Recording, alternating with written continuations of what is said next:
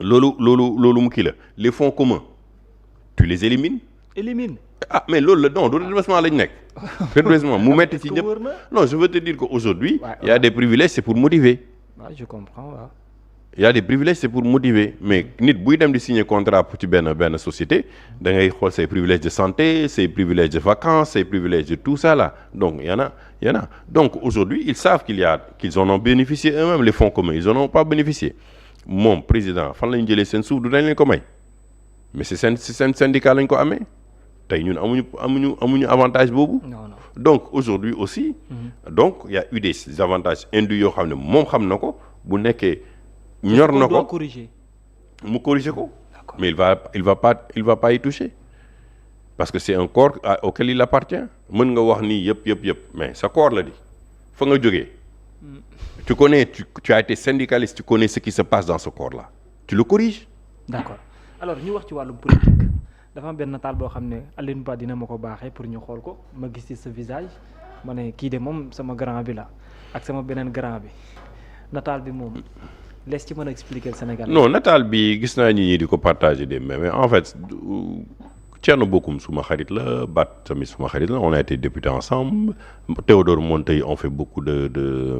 on partage ensemble, beaucoup de choses ensemble mais on fait des contributions chaque jeudi on s'est rencontrés pour discuter bon les gens peuvent prêter à interprétation mais dans un pays aussi quand il y a des situations on se rencontre on discute dëkk bi fii la toll Monteil Cheikh Omar Thierno Bocoum Bat lan lañ ci xalaat est-ce que war nañu def lii waruñu def lii war nañu def lii lan lañu war a mettre en place wala waruñu mettre en place quelque chose c'est une discussion pour moi naturellement bu ma demee toog tey man awma sens interdit le matin j'étais dans un atelier avec les Birame Souleye bu ñu ma foto woon ak Birame Souleye ab lan lay wax Cheikh Omar dafa viré ci dem waaw dafa dem viré léegi dafa bëgg dem Pastef wala dafa bëgg président jël ko c'est comme ça que le pays marche moi dans ce pays je le dis souvent j'ai pas de sens interdit lu ma mënta critiquer état bi j'ai des amis qui travaillent là-bas je respecte le président de la République je respecte le premier ministre Ousmane Sonko je respecte les gens qui travaillent là-bas mes critiques sont sur des sujets sur lesquels on peut être différent ou pas différent mais le premier ministre sama kilifa la le président de la République sama kilifa suba bu ñu ma soxloon ne ma Cheikh Omar à telle heure dañ la soxla nga ñëw pour wax ñu sa xalaat damay dem fekk leen fi ñu toog moo wax leen sama xalaat monsieur le président sur lii ak lii d'accord uma ci lii ak lii d'accord xalaat naa ne lii de boo ko defee moo gën ci dëkk bi monsieur le premier ministre lii ak lii nga wax man d'accord uma ci redressement bi mais xalaat naa ne bu ñu defee lii ak lii en priorité la xalaat la mu ciy def ak la mu ciy jël moo xam mais 54% des Sénégalais dañoo jël seen vote jël confiance jox leen ko quand tu dis 54% ça veut dire il y a un autre 46% qui a quand même le droit de regard et de vigie nee na ñun ànd nañ ci wala ànduñu ci loolu la pour man noonu la démocratie war a kii donc bu ñu waree def toog waxtaan gis ne dëkk bi aussi on a des soucis par rapport à des restrictions de liberté à des attitudes yoo xam ne tey di wax di ne dañuy effacer nit ñi le cas de ñoom Badara Gadiaga le cas de Tahirou Sarr Farba Ngom moi qui me tient à cœur parce que aujourd'hui c'est des gens qui sont retenus en prison ak ay Lat Diop mais ba léegi mënuñu jox benn preuve le pôle judiciaire ban preuve lañ la tegal ci table bi Farba et Tahirou ont été payés par le trésor public je le répète partout tu peux pas les traiter de blanchiment d'argent et d'association de malfaiteurs si le juge avait accepté ça veut dire que notre trésor public fait du blanchiment d'argent et ce sont des associations de malfaiteurs chèque bi fan la jógee trésor la jógee Farba toog ñu ne ko lii mooy sa commission au moment où l'argent est dans le trésor public c'est de l'argent public bu traverser trésor public mu fay ko mu dugg ci compte Tahirou Sarr jël xaalisam ne may naa la Farba kooku yoonu Farba nekku ci donc Farba aujourd'hui ne doit même pas être en prison mënoon nañ mener seen enquête mais bu nekkee li ñuy wax dëgg la ci ñoom lu tax enquête bi bloqué mais il faut que ñu toucher le cœur du problème dem trésor ak ñi fa doon liggéey lu tax ñu fay ko fan lañu jaar kan moo ko ordonné ils ont le circuit Lat Diop la même chose Lat Diop ba tey ana accusation yi ba mu demee ba daanu ñu bëgg ko dugal ci beneen affaire u immeuble ak affaire yooyu mais Lat Diop ne doit pas être en prison actuellement tant que ils n'ont pas de preuve nañ leen defal seen bracelet ñu génn d'accord photo bi coalition en vue la wala ndax benn front non c'est pas une question de coalition en vue ou de front en vue d'abord c'est une concertation de voir exactement comment le parler pour voir en vue de voir qu'est-ce qui va se passer et qu'est-ce que l'état du pays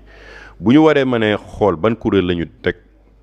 on va discuter entre nous. mais est-ce que lu leen teg benn coalition politique. non coalition politique mais aussi une coalition économique parce que mbar mun man aujourd'hui au-delà de la coalition politique man li ma gën a ñor c'est les questions économiques man je suis très à cheval sur les questions économiques bu nekkee tey am nañu benn cadre de concertation bu indi les politiques indi la société civile indi les syndicats pour mën a xool càmbar exactement fan la état bi toll ak les engagements de l'état ak li nga xam ne tey dëkk bi fu mu toll est-ce que mu ngi dox wala doxul pour man c'est plus important à l'instant T. mais xanaa su boobaa di nga dem ci ay technocrates wala ay techniciens en économie mais plutôt ay acteurs de parti. non mais acteurs de parti kan mooy qui sont les gens qui prennent les décisions au pays ce sont les acteurs politiques di Diomaye acteur politique la woon non attends ak Diomaye premier ministre Ousmane Sonko du acteur politique oui mais comme je dis tu peux initier avec des politiques parce que tey bu nekkee acteur économique bi technocrate bi il ne s'est pas présenté aux élections donc kan moo koy porter c'est les politiques qui vont le porter mais des fois nous les politiques wala nous les acteurs de la société civile wala nous les syndicats comme je dis souvent on n'a pas la primauté ou la connaissance fine de tout donc da ngay associer nit ñi dans un cadre de réflexion plus élargi mu bañ a nekk rek ay affaire u xeexu non dañuy xeex Ousmane Sonko dañuy xeex Bassirou wala non sur des questions économiques essentielles ñu war ci mën a discuter ñu war a mën a xool exactement avec des technocrates bu ñu tegee lii par exemple tey état bi teg na plan de redressement am war nañ ci mën a wax toog jël jox ci suñu avis. Et pourquoi le choix de ces profils? Thierno c'est un ami de longue date, je connais sa probité morale.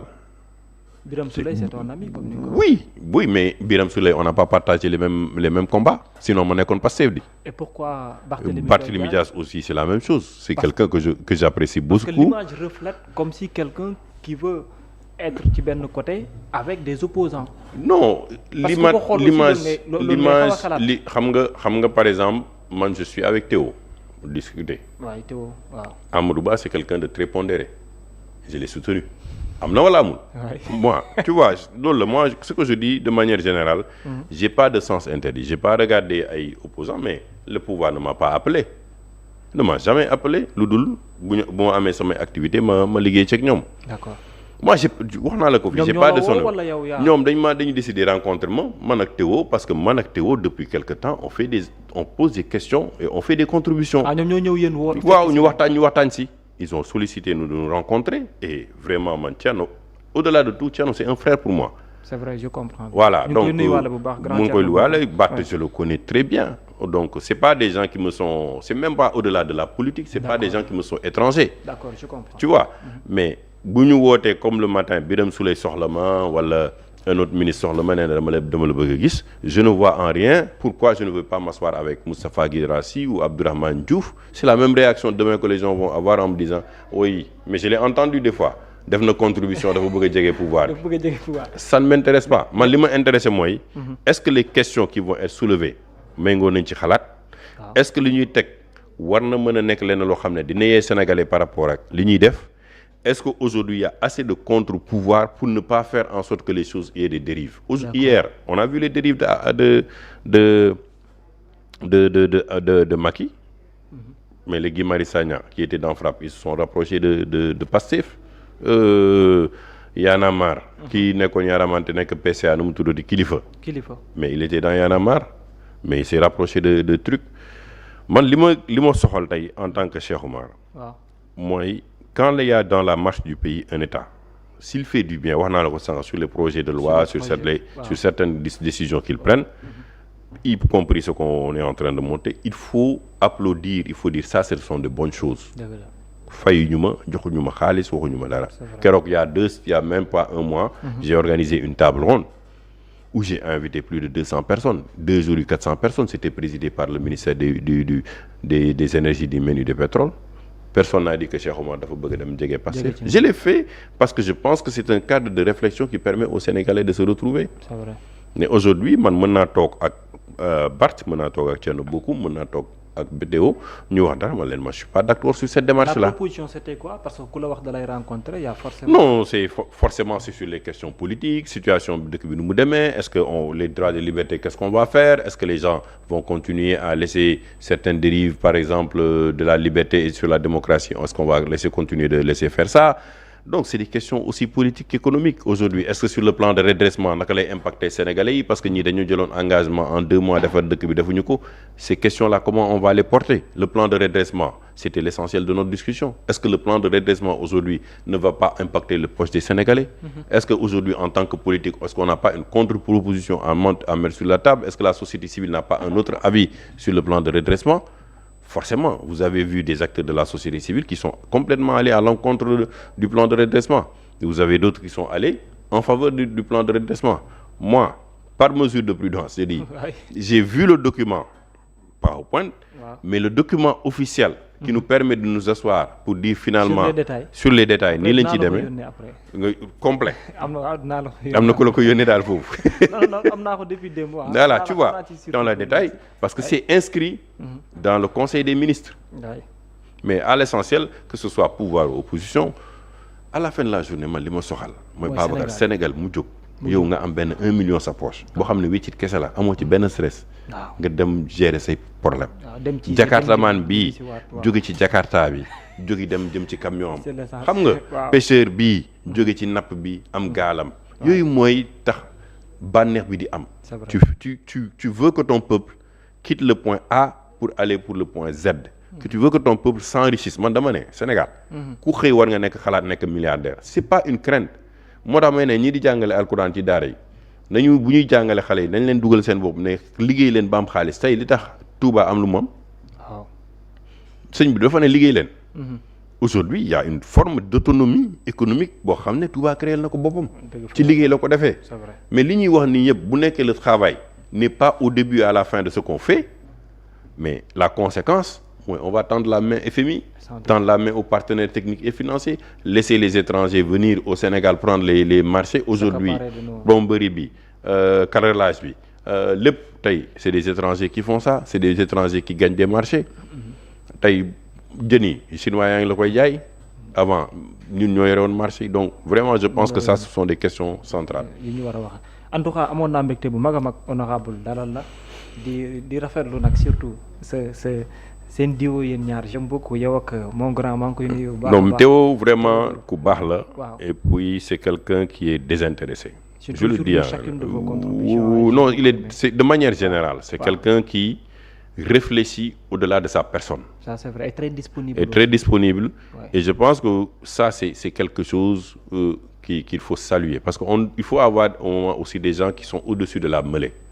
Il peut apporter des critiques certes mais boo xoolee man ak Théo à chaque fois qu'on critique une chose c'est pour avoir une proposition pour donner une option on a dit au président de la République on n'est pas d'accord pour les bases voici luñ ci la xalaat on a parlé sur pourquoi le Grand Théâtre et on a donné nos arguments à la fin de la journée si l'État accepte xayrun si l'État n'accepte pas au moins l'opinion publique saura que fait et je salue vraiment sa posture et c'est comme moi moom amul pouvoir amul opposition boo ko woowee ci li nga xam ne mooy liggéey pour dëkk pour Sénégal il est toujours au devant de la scène pour accompagner à travers son expertise et son savoir très disponible et très critique positivement moom aussi maa ngi koy remercier bu baax a baax yaa ngi leen di jokkoo mais très souvent il est très ouvert très disponible yow tam maa lay remercier bu baax a baax merci beaucoup Babacar yi ñaan yàlla tamit yàlla dooleel ñi nekk au pouvoir ba fi ñu jëm mu mën leen ci jox ndam parce que quoi qu'on dise même si on a émis des critiques ces 5 ans on veut que ces 5 ans soient positifs pour les Sénégalais mën nañu am suñu opinion yu diverger on peut diverger sur certaines choses mais comme je dis souvent 5 ans c'est presque 6 000 milliards c'est 30 000 milliards on souhaite que ñi koy gérer pendant ces 5 ans là